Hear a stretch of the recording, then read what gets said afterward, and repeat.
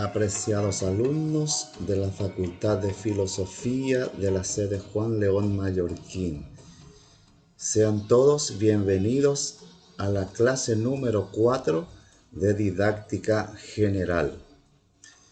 En la clase anterior habíamos analizado juntos conceptos relacionados al aprendizaje como proceso y como producto.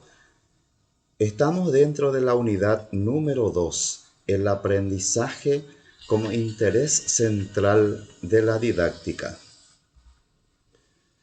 El tema que nos convoca en esta clase número 4 se refiere a la conducción del aprendizaje y las condiciones que deben tener el aprendizaje y la enseñanza.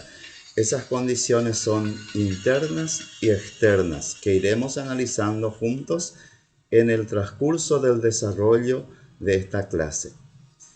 Para ello, les invito a conocer los objetivos específicos especialmente diseñados, trazados anticipadamente. Identificar el concepto de conducción del aprendizaje, analizar las condiciones internas y externas del proceso de enseñanza-aprendizaje y por último, determinar la complementariedad de esas condiciones internas y externas dentro de ese proceso de enseñanza-aprendizaje.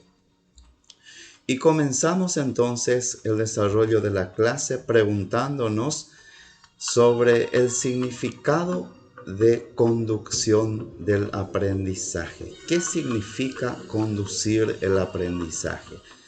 Y se refiere justamente a la fase del proceso de enseñanza en la que se ponen en práctica todo lo planificado, todos los aspectos que previamente fueron seleccionados, planificados por el docente.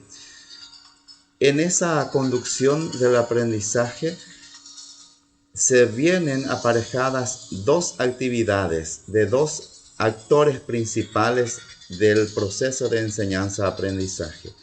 Primeramente, actividades de parte del docente y por otro lado también las actividades que deben ir desarrollando los alumnos. ¿Cuáles son las condiciones del aprendizaje? Esas condiciones que ya habíamos mencionado anticipadamente son las condiciones internas por un lado y las condiciones externas por otro lado.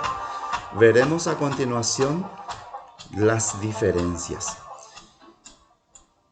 El aprendizaje depende del sujeto que aprende.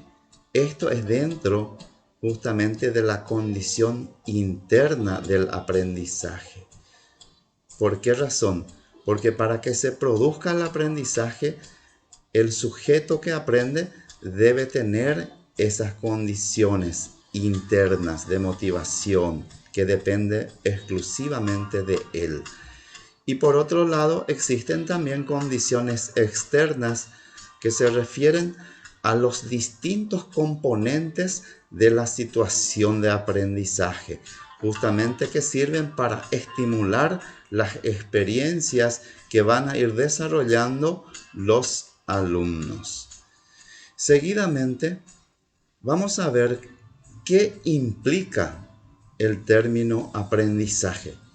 Y por un lado, implica capacidades previamente adquiridas, experiencias previas, como por ejemplo las motivaciones, la voluntad que tiene que tener el alumno. A eso se refiere la condición interna.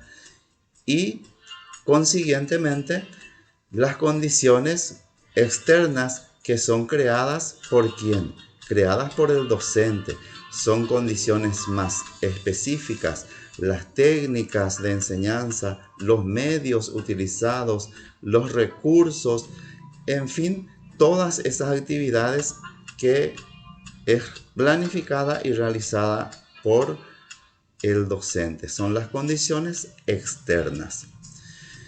Posteriormente vamos a ver la complementariedad entre esos dos términos, condiciones internas y externas. Dentro de las condiciones internas, vamos a ver, para que el aprendizaje se pueda realizar, ¿qué es necesario? Es necesario que el sujeto que va a aprender tenga ciertas condiciones internas para poder conseguir lograr el resultado deseado, que viene a ser el aprendizaje. Y por otro lado también, al mismo tiempo tienen que darse otras condiciones que son externas, justamente para que el alumno pueda aprender. El docente debe planificar esas condiciones que son externas. Acto seguido, entonces, vamos a ver la situación de enseñanza-aprendizaje. ¿Qué significa? Se refiere a un conjunto estructurado de elementos que en cierto momento y lugar determinan el contexto en el que se desarrolla el proceso enseñanza-aprendizaje. El lugar, ese contexto donde se realiza ese proceso de enseñanza-aprendizaje es lo que llamamos situación de enseñanza-aprendizaje. Posteriormente, vamos a distinguir algunos elementos componentes de la situación de enseñanza-aprendizaje. Y primeramente vamos a conocer el componente humano, el grupo humano, que está integrado tanto por docentes como por los alumnos en una situación de interrelacionamiento. También dentro de la condición humana se encuentran los objetivos trazados. ¿Qué quiero lograr al término, por ejemplo, del desarrollo de ese proceso? Y por otro lado, están los elementos propios del desarrollo de clase y que son los contenidos, las técnicas de enseñanza, las actividades realizadas por el docente, así también como actividades realizadas por alumnos. Se refieren también a los recursos auxiliares que son necesarios para el desarrollo de esa clase. Vamos a estudiar a continuación los diferentes tipos de aprendizaje según Gagné. El aprendizaje por reacción ante una señal, aprendizaje por estímulo-respuesta, aprendizaje por encadenamiento motor, aprendizaje por asociación verbal, aprendizaje por discriminación múltiple, aprendizaje de conceptos, aprendizaje de principios y por último, aprendizaje de resolución de problemas. Estos 4 últimos tipos de aprendizajes son los más utilizados, son los más comunes dentro del campo educativo. Analizaremos a continuación cada uno de esos tipos de aprendizajes. Primeramente, el aprendizaje por reacción ante una señal. Esto se refiere a que la respuesta aprendida es general, es difusa, es un tanto de tipo emocional, como por ejemplo temor, placer. Es un aprendizaje de tipo involuntario. Por ejemplo, ¿qué podemos tener dentro de este tipo de aprendizaje? La mirada, por ejemplo, de un docente, que dice mucho.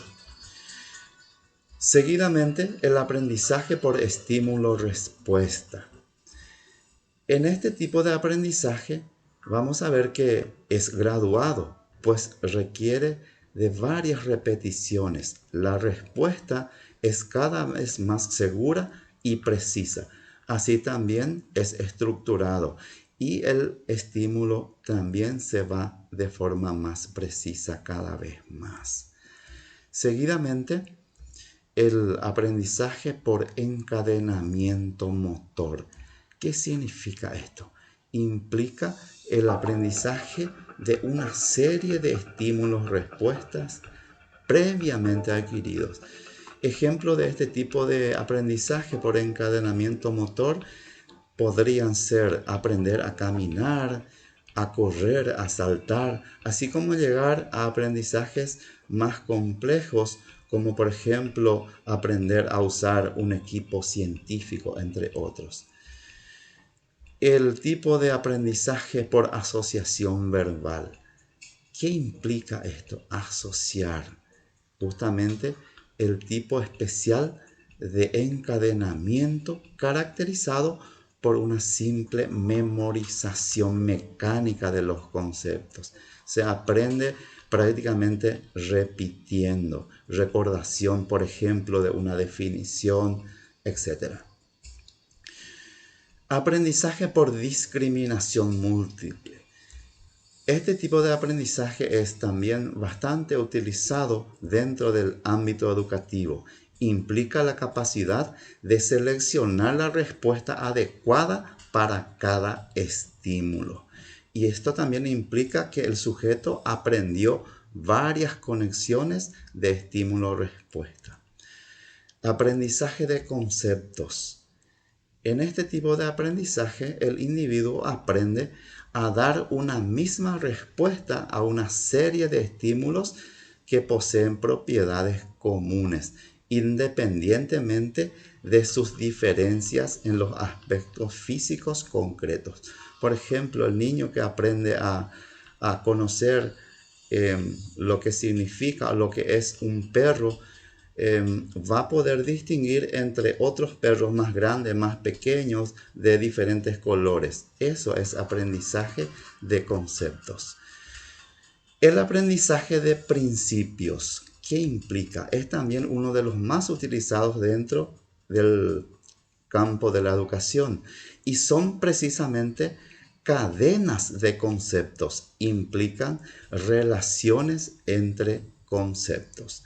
Y por último, vamos a ver el aprendizaje basado en problemas. Es un tipo de aprendizaje donde es estructurado jerárquicamente e implica también situaciones nuevas que el sujeto debe resolver, empleando ¿qué cosa? El razonamiento, del cual los principios son sus principales elementos. Y ya como conclusión final, vamos a ver que enseñar y aprender constituyen un solo proceso. Para enseñar es fundamental tener en cuenta qué es el aprendizaje y cómo se aprende. También para que los resultados de aprendizaje se logren, se requieren de ciertas condiciones internas y externas. Esas condiciones internas son las capacidades y experiencias previas que posee el alumno y su motivación para aprender. Por otro lado, las condiciones externas se refieren a la situación estimulante, las técnicas, los recursos, etcétera, que el profesor planificó para llevar adelante dentro del proceso de aprendizaje. Y por último, cada tipo de aprendizaje requiere que los alumnos realicen actividades y también que el docente tenga que emplear diferentes técnicas y recursos.